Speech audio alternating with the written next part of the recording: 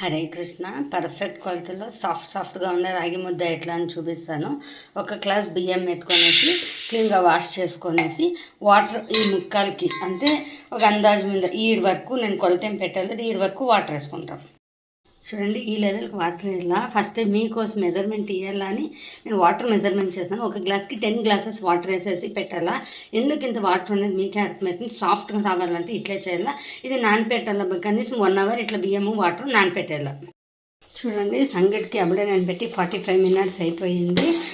ఇది చెప్పి కదా టైం పడుతుంది, బట్ సాఫ్ట్గా అంటే సాఫ్ట్గా వస్తుంది. ఇంతవరకు ఉడికించుకోవాలండి. రైస్ అనేది ఎంత సాఫ్ట్ అంటే సాఫ్ట్ అయిపోవాలా. దీంట్లో వాటర్ లెవెల్ అనేది చాలా కొద్దిగా ఉండాలా. ఇక ఈ టైంలో కావాలంటే ఒక చూరు ఉప్పు వేసుకోవచ్చు. నేను ఉప్పేం వేసలేదు. ఇప్పుడు పిండి వేసేస్తాను.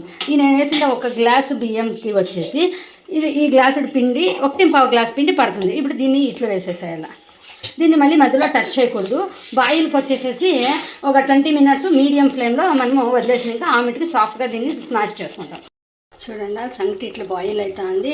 ఇప్పుడు 15 మినిట్స్ అయింది. ఇంకా 2 మినిట్స్ బాయిల్ కావాలి. 20 మినిట్స్ వరకు ఇది అట్లే బాయిల్ కావాలి.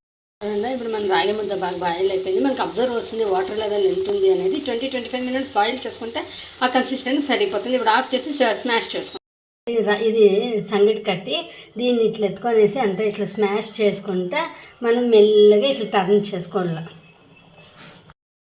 చూడండి, మనం బాగా ఇట్లా సాఫ్ట్ చేసుకుంటే మన రైస్ కానీ వచ్చేలేదు, పిండి బాగా ఉడికింటుంది. అప్పుడు మనకి సంగటి టేస్ట్ వస్తుంది. ఇప్పుడు దీన్ని బాల్స్ చేసుకుంటాం. సంగటి అంతా స్మాష్ అయినాక దీంట్లోకి ఒక 2 స్పూన్స్ నెయ్యి వేసుకొని బాగా స్మాష్ చేసుకుంటే అప్పుడండి ఒరిజినల్ సంగటి టేస్ట్ వస్తుంది. సంగటి కలికేది అంటే ఇది ఇట్లా కలిపితేనే సంగటి బాగా వస్తుంది.